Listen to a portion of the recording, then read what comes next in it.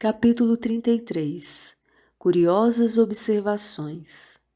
Poucos minutos antes de meia-noite, Narcisa permitiu minha ida ao grande portão das câmaras. Os samaritanos deviam estar nas vizinhanças. Era imprescindível observar-lhes a volta para tomar providências. Com que emoção tornei ao caminho cercado de árvores frondosas e acolhedoras. Aqui, troncos que recordavam o carvalho vetusto da terra.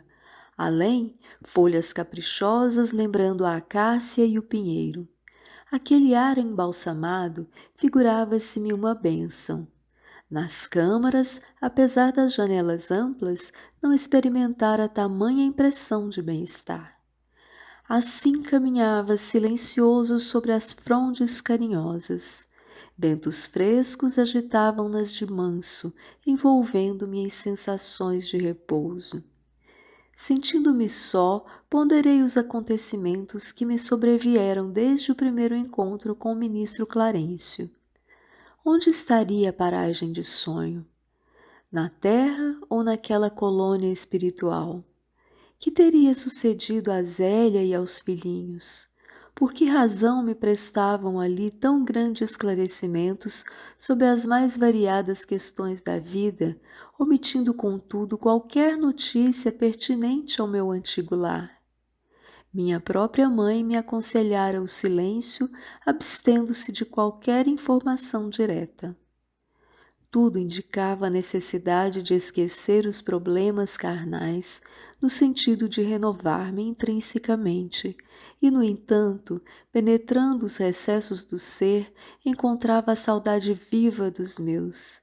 Desejava ardentemente rever a esposa muito amada, receber de novo os beijos dos filhinhos. Por que decisões do destino estávamos agora separados, como se eu fosse um náufrago em praia desconhecida? Simultaneamente, ideias generosas confortavam-me o íntimo. Não era eu o náufrago abandonado. Se minha experiência podia classificar-se como naufrágio, não devia o desastre senão a mim mesmo. Agora que observava em nosso lar vibrações novas de trabalho intenso e construtivo, admirava-me de haver perdido tanto tempo do mundo em frioleiras de toda sorte. Em verdade, muito amara a companheira de lutas e sem dúvida dispensara aos filhinhos ternuras incessantes. Mas examinando desapaixonadamente minha situação de esposo e pai, reconhecia que nada criara de sólido e útil no espírito dos meus familiares. Tarde verificava esse descuido. Quem atravessa um campo sem organizar sementeira necessária ao pão e sem proteger a fonte que sacia a sede, não pode voltar com a intenção de abastecer-se. Tais pensamentos instalavam-se-me no cérebro com veemência irritante. Ao deixar os círculos carnais, encontrara as penúrias da incompreensão. E que teria sucedido à esposa e aos filhinhos, deslocados da estabilidade doméstica para as sombras da viuvez e da orfandade? Inútil interrogação. O vento calmo parecia sussurrar concepções grandiosas, como que desejoso de me despertar a mente para estados mais altos. Torturavam-me as inquirições internas, mas prendendo-me então aos imperativos do dever justo, aproximei-me da grande cancela, investigando além através dos campos de cultura. Tudo luar e serenidade, céu sublime e beleza silenciosa. Extasiando-me na contemplação do quadro, demorei alguns minutos entre a admiração e a prece. Instantes depois, divisei ao longe dois vultos enormes que me impressionaram vivamente. Pareciam dois homens de substância indefinível, semi-luminosa. Dos pés e dos braços pendiam filamentos estranhos, e da cabeça como que escapava um longo fio de singulares proporções. Tive a impressão de identificar dois autênticos fantasmas. Não suportei. Cabelos eriçados, voltei apressadamente ao interior. Inquieto e amedrontado, expus a Narcisa a ocorrência, notando que ela mal continha o riso. Ora essa, meu amigo, disse por fim, mostrando bom humor, não reconheceu aquelas personagens? Fundamente desapontado, nada consegui responder, mas Narcisa continuou. Também eu, por minha vez, experimentei a mesma surpresa em outros tempos.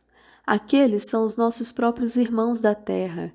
Trata-se de poderosos espíritos que vivem na carne em missão redentora e podem, como nobres iniciados da eterna sabedoria, abandonar o veículo corpóreo, transitando livremente em nossos planos. Os filamentos e fios que observou são singularidades que os diferenciam de nós outros. Não se arreceie, portanto. Os encarnados que conseguem atingir essas paragens são criaturas extraordinariamente espiritualizadas, apesar de obscuras ou humildes na terra. E, encorajando-me bondosamente, acentuou: Vamos até lá, temos 40 minutos depois da meia-noite. Os samaritanos não podem tardar. Satisfeito, voltei com ela ao grande portão. Lobrigava-se ainda a enorme distância os dois vultos que se afastavam de nosso lar tranquilamente.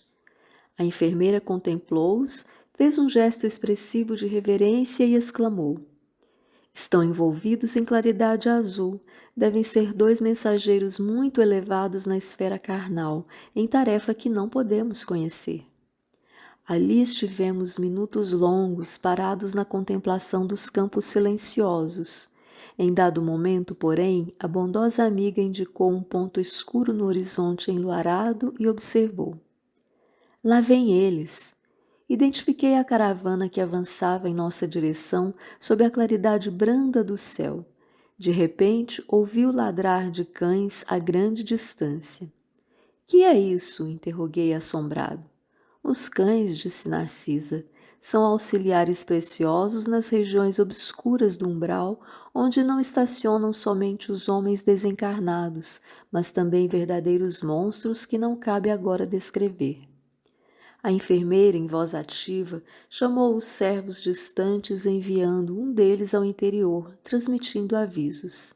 Fixei atentamente o grupo estranho que se aproximava devagarinho.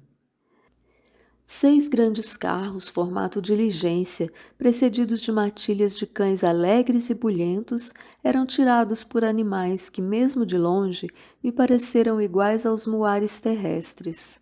Mas a nota mais interessante eram os grandes bandos de aves, de corpo volumoso, que voavam a curta distância acima dos carros, produzindo ruídos singulares. Dirigi-me incontinente a Narcisa, perguntando: onde o aeróbus não seria possível utilizá-lo no umbral? Dizendo-me que não, indaguei das razões. Sempre atenciosa, a enfermeira explicou. Questão de densidade da matéria. Pode você figurar em um exemplo com a água e o ar. O avião que fende a atmosfera do planeta não pode fazer o mesmo na massa equórea. Poderíamos construir determinadas máquinas como o submarino, mas por espírito de compaixão pelos que sofrem, os núcleos espirituais superiores preferem aplicar aparelhos de transição. Além disso, em muitos casos, não se pode prescindir da colaboração dos animais. Como assim? Perguntei surpreso. Os cães facilitam o trabalho, os muares suportam cargas pacientemente e fornecem calor nas zonas onde se faça necessário. E aquelas aves, acrescentou, indicando-as no espaço, que denominamos ibis, viajores, são excelentes auxiliares dos samaritanos, por devorarem as formas mentais odiosas e perversas, entrando em luta franca com as trevas umbralinas. Vinha agora mais próxima à caravana. Narcisa fixou-me com bondosa atenção, rematando. Mas no momento o dever não comporta minudências informativas. Poderá colher valiosas lições sobre os animais, não aqui, mas no Ministério do Esclarecimento, onde se localizam os parques de estudo e experimentação. e, distribuindo ordens de serviço aqui e acolá, preparava-se para receber novos doentes do espírito. Assine nosso canal, compartilhe, ajude-nos a divulgar esse trabalho.